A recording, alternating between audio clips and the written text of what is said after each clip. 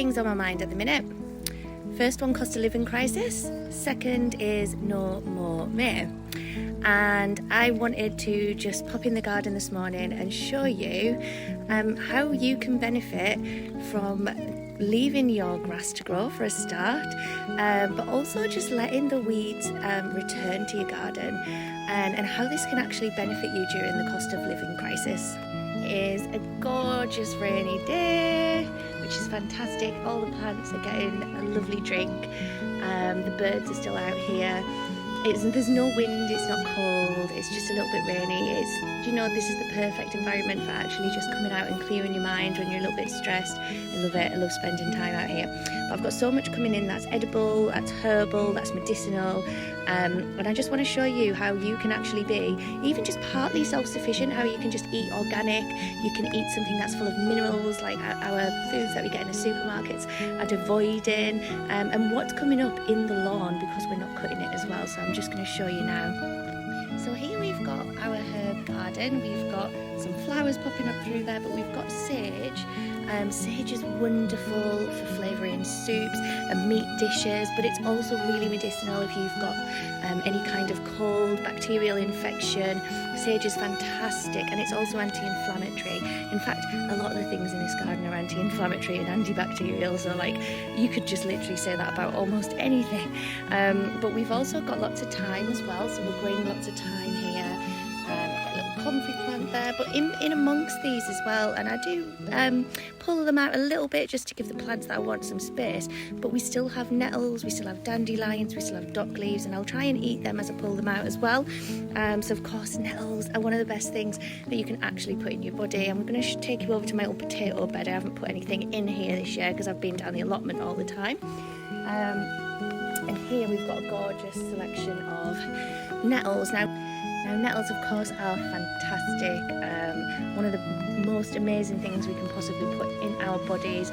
They're packed full of protein, magnesium, potassium, vitamin C, vitamin K, just absolutely everything. They've got fatty acids, they've got silica, which is great for bone density, hair, teeth, nails, skin, and just most of all, they're just fantastic for reducing inflammation in the body and preventing illness and infection because they boost the immune system, and best of all, they taste absolutely amazing. So we're just going to pick one and take a little look.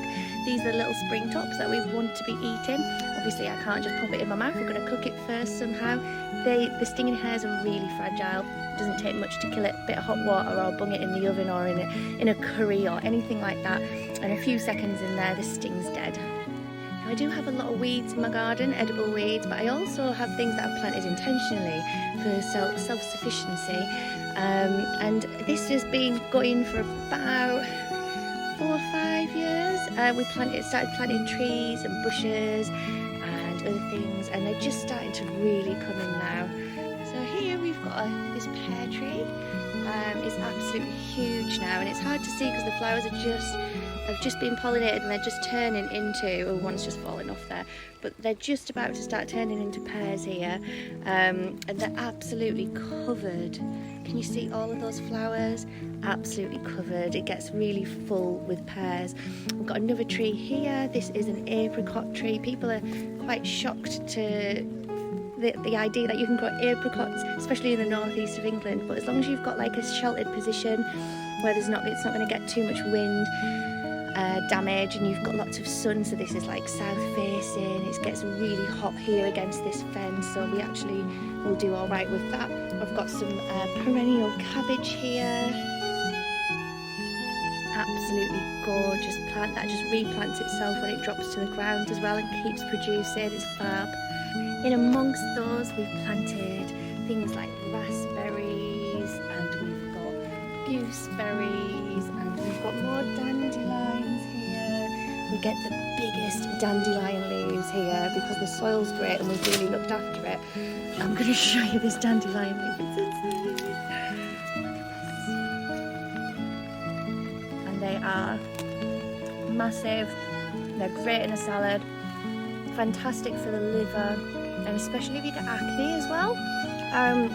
They're a cleanser. They cleanse the blood, they cleanse the liver, and when we cleanse the liver from toxins, our our skin notices the difference. You get a big difference in our skin. I've also got some mugwort growing down here. Mugwort is my favourite.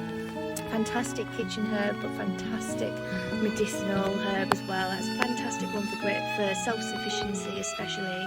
I use it in my balms, I use it in my tinctures, I use it in my food, I use it in everything. And again, it's one of those plants that will really reduce the inflammation, boost the immune system, really protect us from bugs and viruses and parasites. So it really, like, we're all supposed to have a small amount of bacteria, bad bacteria, viruses and parasites, but not a huge amount. And a lot of us these days tend to have quite an overgrowth of bad bugs living inside our guts, and that's why we get so poorly as well from them, because there's too many of them and we're not having enough herbs in our diet like mugwort to really balance things out. So that goes in there as well to boost the immune system and to heal the gut as well. It's just got so many wonderful properties.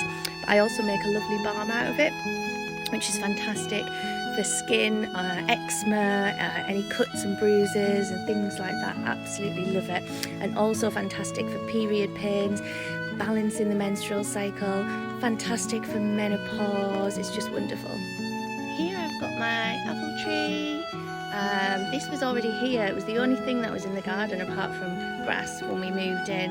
I'm going to show you the difference now actually. We'll do a little tour around the garden quickly just to show you. So imagine this was all just like, it just been laid with grass. We had one apple tree and that's it.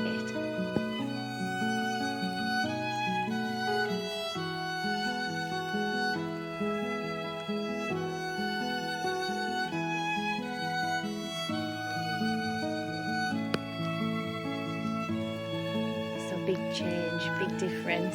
And the other thing as well, that when we've planted lots of other trees, I could go around and show you them all, but basically we've got 13 fruit and nut trees in our back garden. And what we did is we just put them on a rootstock, which basically means that your tree is being grafted with another tree that has smaller roots. It doesn't grow as big as a tree, and they connect and they grow together.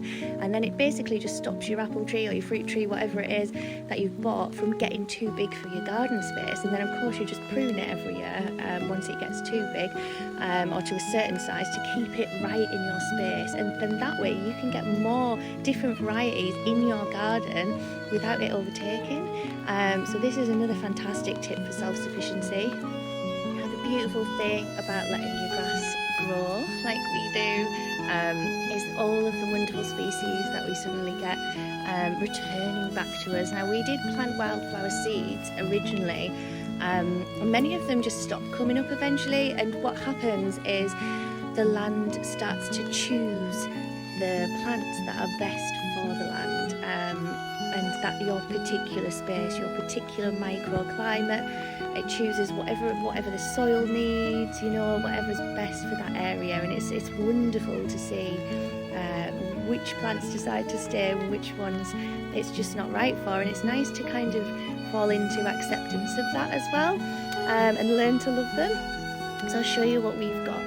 Now I really like dock, but I really love curly dock, because curly dock actually has a much nicer flavour actually. It's like more lemony, so it goes great in a salad or kind of like a cabbage sort of replacement, like a side veg. You can throw it in curries and things like that. You can eat any dock, but the younger the better, I find. This time of year is great. The older the broadleaf ones get, they tend to get really bitter, whereas these ones, they have less bitterness, so they're perfect for salads and things like that. And we actually get quite a lot, but again, really high in vitamin C, so great for boosting the immune system, and full of amazing minerals because it has a fantastic taproot that goes way below ground and pulls them all up to the surface. So if you have any mineral deficiencies, if you're fatigued, if you have chronic illness, anything with a great root on it is going to really help restore those minerals. Another one of my favourites is common sorrel, and again I absolutely love it because it's another leaf that's really lemony, but this one's a bit of a crisper leaf than the curly dock, and it's got more lemony, sharp, kind of apple-like flavour to it. In fact, my kids actually call this apple leaf instead of sorrel, and that's all they know it by. If I say sorrel, they're like, what's sorrel? It's apple leaf, because it tastes that much of apples. And that one again, fantastic for putting in salads and sandwiches. I love anything to just balance out some of the bitter flavours as well, because the bitter leaves like dandelion are so good for our gut health. Absolutely fantastic for our immune system, but they are quite bitter, so it's great to kind of balance it out in a salad by getting some of the yummier flavours in there, and then you don't notice the bitter ones so much, but you're still getting the goodness. And here's another gorgeous salad leaf that I absolutely love, that's popping up in the garden right now. This is oxeye daisy, and of course later in the year we're going to get some beautiful big daisy flowers that smell a little bit like poo, so they're not fantastic, but this is my favourite part of the plant. Again, a really lovely texture, and it's just got this gorgeous flavour to it, and I can never quite describe it. It's very fruity though, and I think it's like a bit like pineapple weed or chamomile in flavour actually, but then it's also got its own little twist to it. Very fruity though, so fantastic for adding yumminess to a salad or a sandwich, or just snacking on when you're in the garden. It's so good. Now if you get this one popping up in your garden, which I'm sure you will, and most people are probably pulling it out as a weed, when in fact you're incredibly lucky. This is plantain. This particular variety, try and get some focus there, is Plantago lanceolata, because it has a lance-shaped long leaf, but we also get the broadleaf variety, but has the same veins pattern, which just runs all the way along the stem, so there's no kind of branching from a centre stem, they just all run alongside each other, and you can actually pull them out when you've got two hands, which I don't. And the reason you're so lucky to have this in your garden is, again, it is a fantastic medicinal herb. It is powerful anti-inflammatory. Like, herbalists the world over love this plant, and again it goes in my magic balm because of its anti-inflammatory qualities, but also because it contains vitamin K, so it can stop bleeding. So if one of my kids happen to have a bug bite or a nettle sting, or they've fallen and they've grazed their knee and it's bleeding, then I'll run in the back garden, I'll chew some of this up, spit it out and whack it on, and the pain is gone within seconds. Now, as a food, plantain is gut healing, and the anti-inflammatory action also transfers to our gut. So if you have IBS and a chronic illness, I can't recommend plantain in your diet more. If you can allow that to come up in your garden, it will spread, and you can just pull it up and you can pop it in your soups, you can drink it as a tea, you can pop it in your curries, again, just any way that you would like use spinach or any kind of green sort of vegetable leaf. Put it in there. Now again, this is a really bitter one to eat just fresh, but that doesn't mean go avoiding it, because bitter foods, gut healing, they're going to induce the bile flow that we need to actually digest and break down our foods properly, so our body can absorb the nutrients, and basically just so our digestive system can actually function, which is something that a lot of people really struggle with these days. And in terms of being gut healing, plantain contains something called mucilage, and mucilage is actually what heals the gut, so it actually goes in there. It's very soothing, and that's where the anti-inflammatory action comes from. But not only is it soothing, it actually helps repair the gut lining, where the bad bacteria, that overgrowth of bad bacteria that we have, has actually been damaging the gut, and plantain can actually go in there and heal that. It's so powerful, I love it. So you can eat the leaves, but you can also eat these little flower buds, and they actually taste like mushrooms. Oh, they've got the most gorgeous mushroomy flavour, and again they just have full of that mucilage as well. They're getting ready to go to seed actually, and when they develop the seeds, we can actually shake the seeds out once they're dry, and we can add them to foods as well to get those mucilage benefits too, and the anti-inflammatory benefits as well.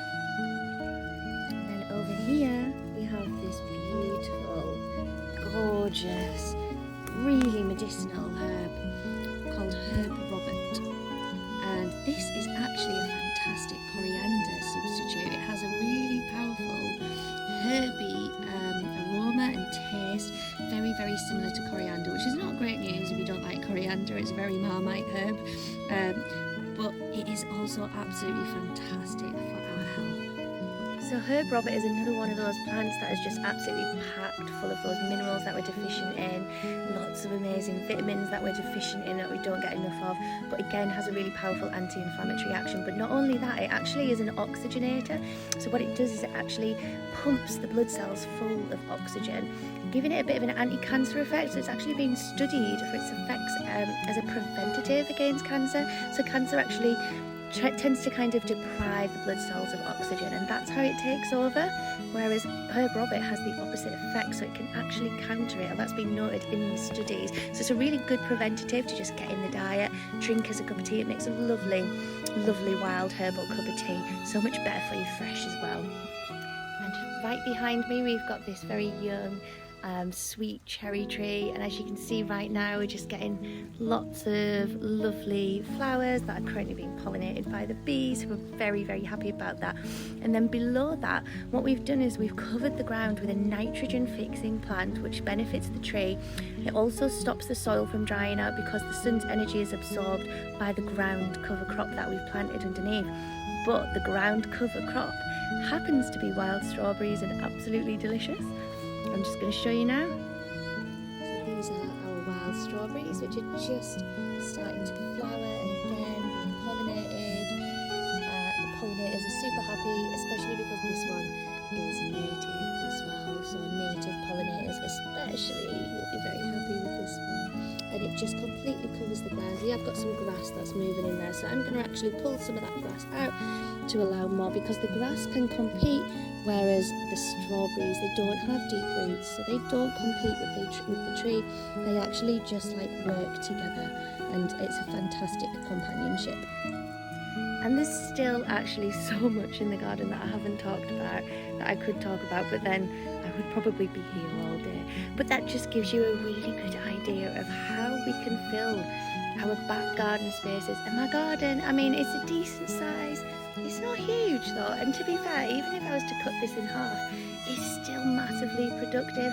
I've still got about 6-7 trees just in one half of the garden, possibly even more, full of fruit in between. I've also got brambles as well as the gooseberries. I've got red currants and black currants, all kind of interplanted with the trees, and then strawberries as ground cover and herbs. It's really easy actually. So if you're wanting to eat more organically, be a little bit more self-sufficient during the cost of living crisis, and you're having doubts about doing no more May, I hope I might have changed your mind.